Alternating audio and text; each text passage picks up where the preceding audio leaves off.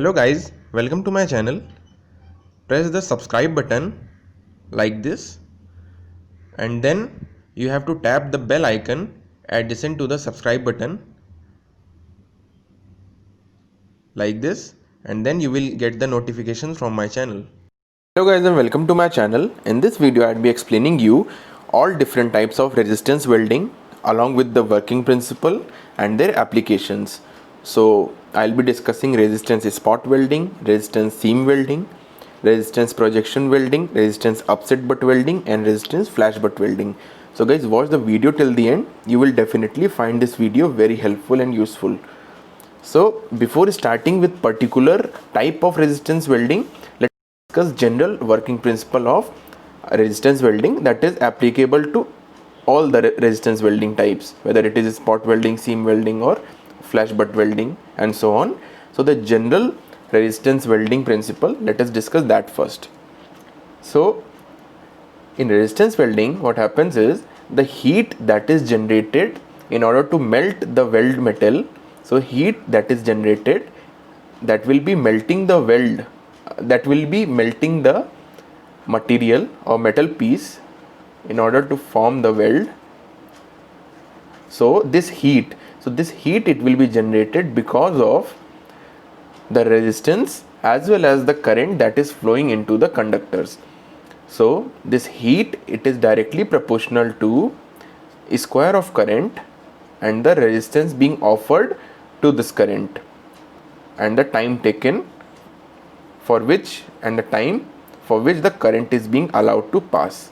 So I'll repeat again, the working principle, general working principle behind every resistance welding is that the melting, it happens because of the heat that is generated, which indirectly the heat that is generated, it is because of the resistance that is being offered due to flow of current, and the heat that is generated, its magnitude is given as I square RT, where I is the current that is flowing in amperes, resistance it is in ohms, OHMs, time is in seconds. So the heat that is generated will be in joules. Okay, so heat generated in joules, it will be equal to square of current times resistance times the time for which the current is allowed to pass. So because of this heat that is generated, the metal, it will get melted for that instance, and the two plates or the weld bead formation, it will take place. Okay, so the heat source basically for resistance welding, it comes from this, that is the heat, it is being generated because of the high resistance being offered to the flow of current for a particular time. So heat, it will be generated, it will be transferred to the workpiece, and wherever the heat is being generated, that portion it will get melted, and the two positions or the two base metals, they will fuse together and welding will happen. And then we have different classification of resistance welding, like resistance spot welding, that I am going to discuss now. So let me erase this one and let's discuss resistance spot welding in particular. So this is resistance spot welding setup that you can see on the screen. Here what we have two different arms. One is fixed arm, one is movable arm, and this is a frame. So this is cast iron frame, and on the bottom side we have a cantilever that is called as fixed arm, and at the very far end of this fixed arm we have a electrode. So this is electrode, let us call it electrode 1. And on the movable arm, similarly we have a movable arm, and this is being driven by a pneumatic or hydraulic controller, hydraulic mechanism or pneumatic mechanism, by which this movable arm, it can move up and down in y-axis, in y direction. Okay, this is because the different thickness we can have for different materials. So in order to incorporate or in order to place different thickness workpieces in between these two electrodes, we need a movable arm and we need a fixed arm. So this one is fixed, bottom one, and the top one is movable. So this can move up and down in y-axis. Then this is electrode 2. Okay, and this is one one base metal, this is another base metal. So here we have two plates, metal plates, that are being joined using resistance spot welding. So what will happen is, at this particular position where my cursor is right now, so here the weld bead will form. So if you see from the top, so let me draw the top view also. This was suppose metal plate 1 and this is metal plate 2. Okay, and we wanted the spot welding to happen at this position. So wherever the two electrodes, it will coincide, so along the same vertical axis only the spot welding will happen. Okay, so this kind of a circular spot welding, it will take place. Here we have this setup in order to regulate the amount of current as well as for how much time that current has to pass, because already I explained that Q, it is equal to I square RT. So resistance is fixed because of the resistance of the electrode materials as well as the resistance being offered by the base metals. So this resistance, this value, it will be more or less fixed, but time, this we can control. The time for which the current we allow to pass, this we can control, as well as the magnitude of the current we can control. So the overall heat generated we can control and we can regulate in order to do the spot welding for different applications and different materials, different metals, because for higher carbon content materials we need much more heat. So for that we need to set up higher value of current and for higher value of time, so that higher value of heat is generated. Okay, and for aluminum or low melting point materials we don't need that much heat, so we have to arrange or set the current as well as time accordingly. And this resistance, it is overall resistance. Overall it means it is resistance of electrode 1 plus electrode 2 plus the two base plates, resistance offered by two base plates, like suppose B1 and B2. So the resistance of these two base plate metal plates as well as resistance of each electrode. So the overall, it will be the summation of all the resistance combined that will be coming here. Okay, and current, it will flow in this direction. For this it will go into the electrode, it will pass through the electrode, then through the base metal, then through other base metal, then through other electrode, and finally it will return to the circuit. So the circuit, it will get completed, and this current, since it is dependent on the like transformer, so this we can control. So but here the main point to note is that we can create only spots of welding. We can't create continuous bead or continuous length. We can create multiple spots along the length or along different positions also. So suppose this is the plate and this was another plate, so we can create along the same length or we can create along different length also, but it will be spot welding also only. So spot welding, and the diameter of the spot, it will be controlled based on the shape or the diameter of the electrodes.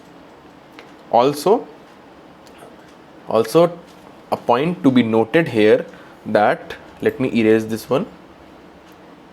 We have 4 different types of time that has to be considered. First is called squeeze time. Second is weld time. Third is hold time, and last one is off cycle time. So whenever this resistance spot welding you have to explain in a long answer, you should be explaining these individual times. So the total time that is being taken in order to complete the resistance spot welding process comprises of these 4 steps. So first one is squeeze time. Squeeze time is the time that that we initially take in order to bring the two electrodes in contact with the respective plates. That means this electrode, it will come into contact with the top plate, and this electrode, it will be coming into contact with the bottom plate, and we apply the pressure from top. So the initial time, that is called the squeeze time. Then weld time will be when the current is allowed to pass, and during this time only heat will be generated and melting, localized melting will happen at the junction. Okay, so this, the time for which the current is passed, basically that is called the weld time, and during this heat will be generated and it will concentrate locally and the melting of metal, base metal will happen. Third is hold time. Hold time is that we allow the molten metal, both the molten metals or the weld bead to cool. That is the hold time. So we keep on holding the two plates together in order to allow the solidification or cooling of the previously made weld. Okay, suppose this spot, it's being formed, but if we remove suddenly, so this can break because it's in liquid. So we need like 2 seconds, 4 seconds and so on. So depending on the different applications, so we need this spot to be cooled so that we can move further. If we don't allow the spot to be cooled, then it can break. Okay, so that is the hold time. Then last one is off cycle. So off cycle is nothing but we take out the pressure, we move the movable arm and we take out the workpiece. So the time that is being taken in order to do this activity of removing the pressure, lifting the movable arm in y direction and then taking out the job or the two workpieces, two plates, so that time is called the off cycle time. So these 4 times, right from starting up to finish, so these are the 4 stages of resistance spot welding. Okay, and let's move on to the next screen. Okay, so this is the setup. On the right side you can see the setup for resistance seam welding process. So resistance seam welding, the process is quite similar as resistance spot welding, and the overall principle is also same, but only difference is that here a continuous weld bead, it is being formed. So here, as you can see on the left side, this bold black line, it represents the continuous bead or the weld bead, WELD continuous weld bead. It is being formed, and these electrodes are in the shape of wheels. So they keep on rotating and they serve both purpose. So what happens is that this base plate, these two base plates, it will be pushed in left direction, whereas this is moving in clockwise and this is moving in anti-clockwise direction, and we apply holding force also from both the sides. So this is the holding force applied from top to bottom, this is the holding force applied from bottom to top, and bottom one is rotating anti-clockwise, top one is rotating clockwise. Current is flowing like this, it will move in the circuit, and this is the loop that is being formed. And the workpiece, this is being pushed by the worker from right side towards left side, and these rollers or the wheel electrodes, they will also support in moving the workpiece forward.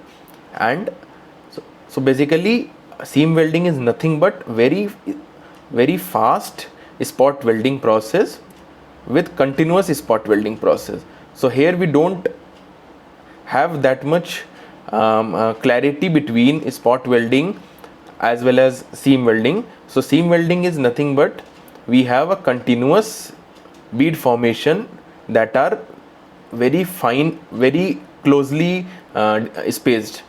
So very close beads that are spaced, and when we see as a overall, we see a continuous line. So basically it is an extension of spot welding process where we do continuous welding operation, continuous spot welding process, but the spots that are being formed are very close to one another, and so overall when we look, it will look as a straight line. Okay, so this is resistance seam welding process, and this is a foot operated. So this will be basically applying the force or releasing the force.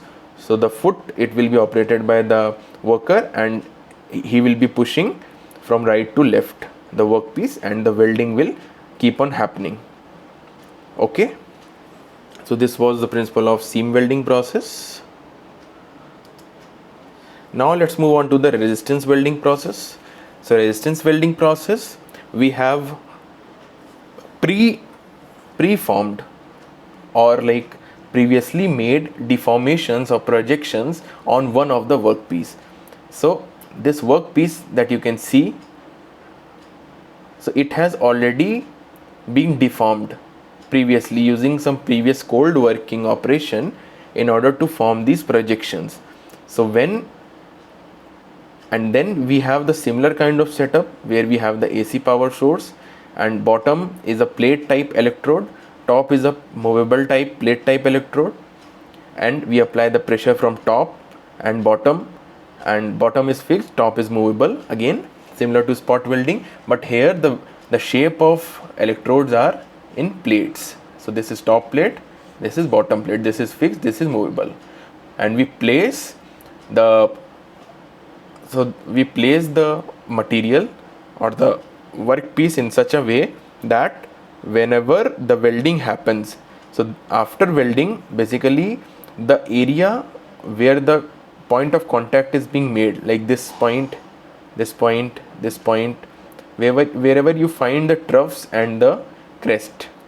So trough and crest is nothing but the topmost point, and trough means the bottommost point. So wherever these points are interacting the work or the electrodes, whether it is movable electrode or fixed type electrode, so spot welding will rapidly happen in a single go at all these 7 locations, 1 2 3 4 5 6 locations. Okay, since we have 3 troughs, 3 crests, so at 6 locations simultaneously the projection welding, it will happen, and after the completion of welding we will be seeing 6 spot welds. If you look from top view, so this is the plate basically. So if you are looking from top view, so you will be seeing 6 different spot welds at the same time it is happening. So here we have the example of 6, it might be more if we have the electrodes much larger or the workpiece much smaller. So based on the number of troughs or crest, so the topmost point are crest, bottommost point are troughs. So based on the number of trough and crest points, the spot welding, it will happen very fast, and because of the projections that we initially give, so the name it will come as resistance projection welding. It is nothing but multiple spot weldings at a same time, but due to the projections that we initially give due to cold working process, this is known as resistance projection welding. Okay, now let's move on to resistance upset butt welding and resistance flash butt welding. In resistance upset butt welding, we have this kind of setup where we have the transformer. This is the transformer. Here the current is flowing, so this is I, and it will move to the electrode, then it will return. This is current I that is flowing into the loop. Okay, and we have 2 clamps, so one is left hand side, one is right hand side, and this is the workpiece, this entire up to here, this is one workpiece, and up from here up to this location, this is one workpiece. So we have 2 workpieces which are to be joined at one end, and this is basically applied when we have cylindrical workpieces. So 2 cylinders, you assume one is this side, one is on the right side. So 2 cylinders, when we have to join at a common junction, then we apply resistance upset butt welding. And the same process, if we have applied for a more diameter or a thicker, so here the diameter is less, so this is the front view, so this is the diameter small d suppose of the workpieces, and when the same application for cylindrical arrangement only, if we apply for bigger diameter, suppose this is capital D, for bigger diameter workpieces, then the process is known as resistance flash butt welding. Now let me explain in detail each one. So there is only slight difference between the two. Here the workpieces are smaller diameter, here the workpieces are of bigger diameter, but the overall principle will remain same. So what happens is that this workpiece and this clamp, this is also movable, and this workpiece and this clamp, this is also movable. So initially what we do, we bring this workpiece from left side in contact with the end on the other end of the other workpiece, and at that instance we apply the current. So the localized heating, it will happen at this junction, and finally during hold time we apply the pressure from this side. So suppose this is pressure P2, this is pressure P1. So I'll repeat again. Initially this workpiece, it is kept as hold or fixed, this is not moved. Initially we apply pressure P1 and we bring this left hand side workpiece towards right in contact with this joint, and then at that instance we apply the current in order to heat this localized area in order to form the weld. And then finally, just after this electric current has been passed, during the off cycle time or hold time, we apply the pressure from the right also, so that the bond or the joint, it gets more strength. Okay, so this is, so at the same time we don't apply a pressure from both the sides. So here is the difference, we apply pressure only from left side, then at the last stage during hold stage or squeeze hold and squeeze stage, we apply pressure from right hand side also, and then finally the workpiece, it is being taken out. But in resistance welding there are two differences. One, I have already told that the workpieces are bigger in diameter, and second, the primary difference between butt welding and resistance upset butt welding and resistance flash butt welding is that in resistance flash butt welding, both the pressures P1 and P2, so they both are applied from left and right directions simultaneously. So what happens is, due to application of both the force from both the sides simultaneously and passing the current I, so here a flash is being formed. Flash is nothing but the area at which the localized heating happens, so it will become slightly bigger in size. So this is not a clean weld, so flashing will happen, and the localized melting, it will be much more faster as compared to resistance upset butt welding.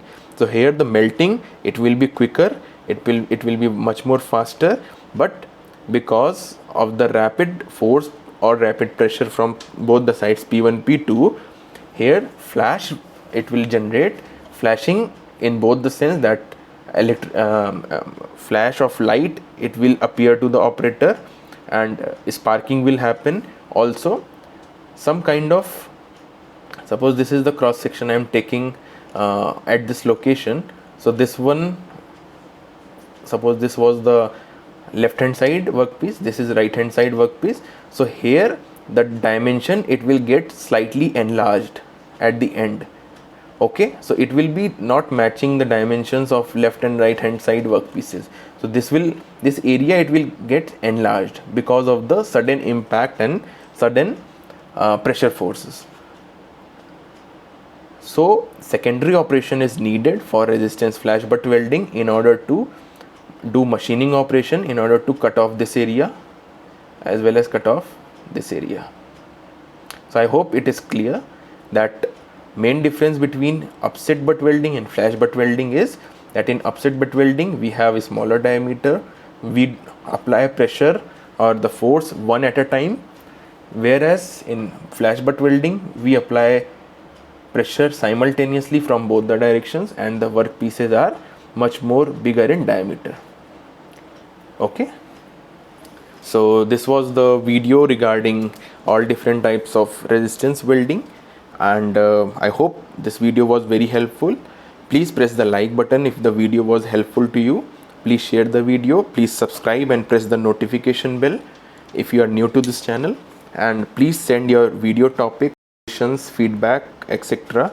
on the email ID mecengineeringexplained2016@gmail.com as appearing on your screen right now. Also, you can send me a hi to this number +919971825851. So this is the WhatsApp number.